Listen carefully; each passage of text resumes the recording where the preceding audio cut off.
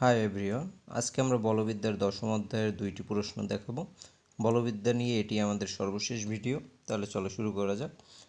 জড়তার ভ্রামক সংক্রান্ত সমান্তরাল অক্ষ উপপাদ্যটি প্রমাণ করো। এর আগের ভিডিওতে আমি দেখিয়েছিলাম লম্ব অক্ষ উপপাদ্য প্রমাণ। এই ভিডিওতে আমি দেখাবো সমান্তরাল অক্ষ উপপাদ্যটি প্রমাণ।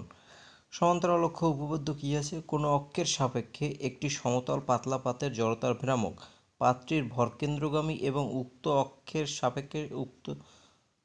অক্ষের সমান্তরাল কোনো অক্ষের সাপেক্ষে জড়তার ভ্রামক এবং পাতটির সমস্ত ভর ও অক্ষদ্বয়ের মধ্যবর্তী দূরত্বের বর্গের গুণফলের সমষ্টির সমান। মানে কি?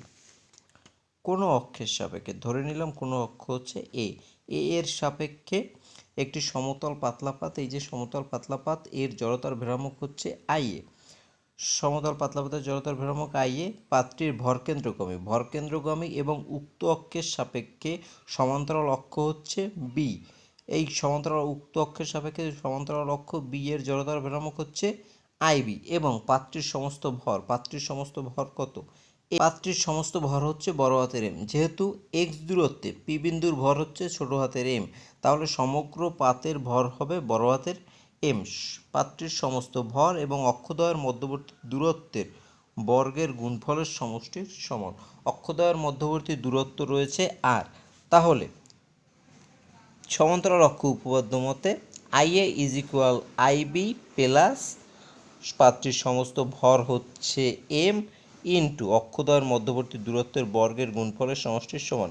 অক্ষদ্বয়ের মধ্যবর্তী দূরত্ব হচ্ছে আর, তাহলে আর এর বর্গ আর এর বর্গের স্কয়ার এবং এদের সমষ্টির সমান। ধরা যাক জি ভারকেন্দ্র বিশিষ্ট সমতল পাতলা পাতের ভারকেন্দ্রগামী অক্ষ বি এবং অন্য যে কোনো অক্ষ এ। ভারকেন্দ্র মানে কি? ভারকেন্দ্র হচ্ছে যে বিন্দুতে কোনো বস্তুর সমগ্র ভর কেন্দ্রীভূত থাকে তাকে ওই বস্তুর ভারকেন্দ্র বলা হয়। তাহলে জি বিন্দুতে এই এম ভরের বস্তুর সমগ্র ভর কেন্দ্রীভূত আছে, যে কারণে জি বিন্দু হচ্ছে ভারকেন্দ্র। এ অক্ষের সাপেক্ষে জড়তার ভ্রামক আই এ, বি অক্ষের সাপেক্ষে জড়তার ভ্রামক আইবি।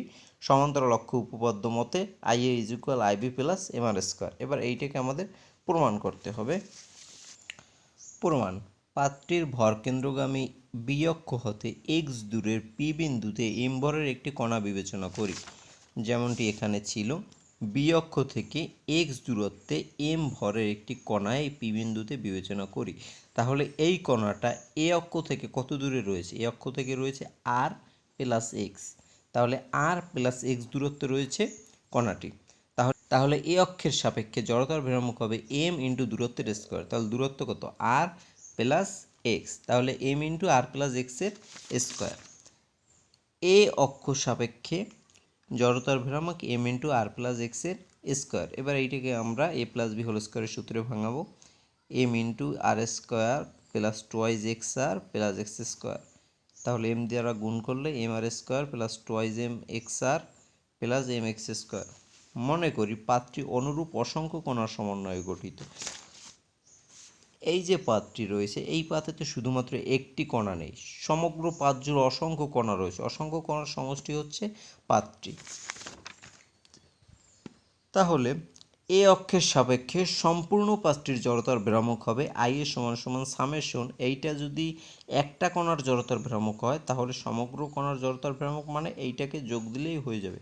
তাহলে summation M R square plus twice M X R plus M X square. এর সামেশন এম আর আর স্কোয়ারটাকে বাইরে রাখলাম যেহেতু আর স্কোয়ার কনস্ট্যান্ট রাশি, প্লাস টোয়াইজ আরকে বাইরে রাখলাম যেহেতু এটা কনস্ট্যান্ট রাশি, summation M X into M plus summation M X square. কিন্তু সামেশন এম সমান সমান হচ্ছে বড় হাতের M, summation M X square সমান সমান হচ্ছে IB. Summation M X square মানে হচ্ছে বি অক্ষের সাপেক্ষে জড়তার ভ্রামক। তাহলে বি অক্ষের সাপেক্ষে জড়তার ভ্রামক কি? বি অক্ষের সাপেক্ষে জড়তার ভ্রামক হচ্ছে ভর, মানে এই কণার ভর হচ্ছে এম ইন্টু দূরত্বের স্কোয়ার। দূরত্বের স্কোয়ার মানে হচ্ছে এক্স স্কোয়ার। তাহলে সামেশন এম এক্স স্কোয়ার মানে হচ্ছে আইবি।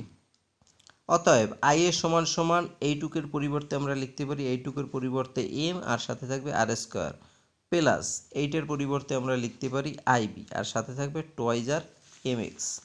কিন্তু যেহেতু এম এক্স ভারকেন্দ্রগামী বি অক্ষের সাপেক্ষে পাতটির জড়তার ভ্রামক, শূন্য। ভারকেন্দ্রগামী বিয়ক্ষ সাপেক্ষে পাত্রীর জড়তার ভ্রামক শূন্য।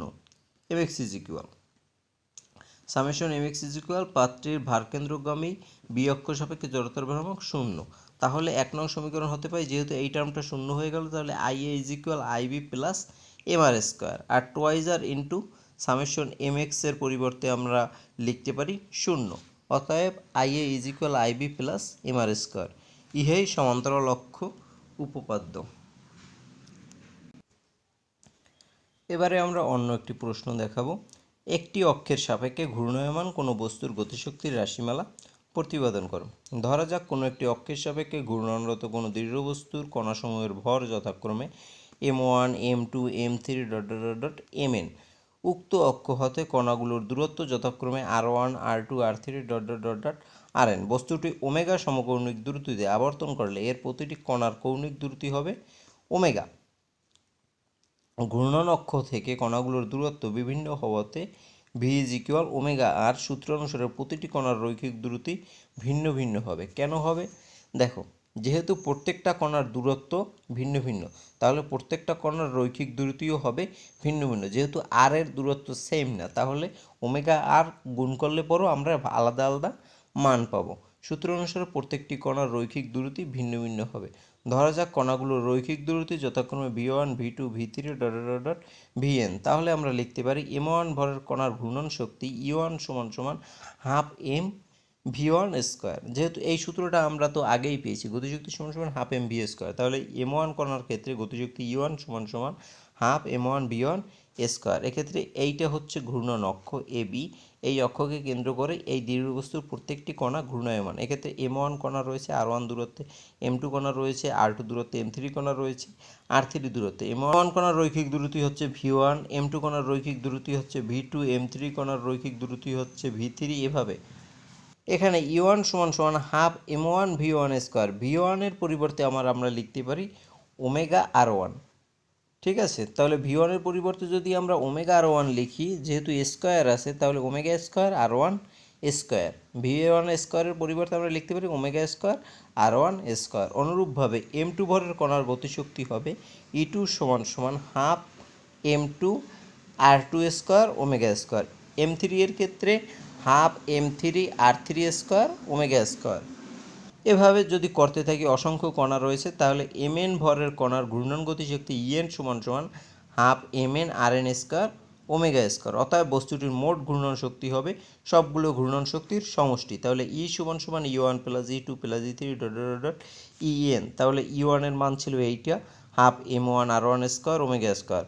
e2 এর মান ছিল half m2 r2 square omega square. e3 এর মান ছিল half m3 r3 square omega square plus plus half mn rn square omega square. Half common নিলাম আর ওমেগা স্কোয়ার কমন নিলাম, ভিতরে থাকলো m1 r1 square, m2 r2 square, m3 r3 square, mn rn square.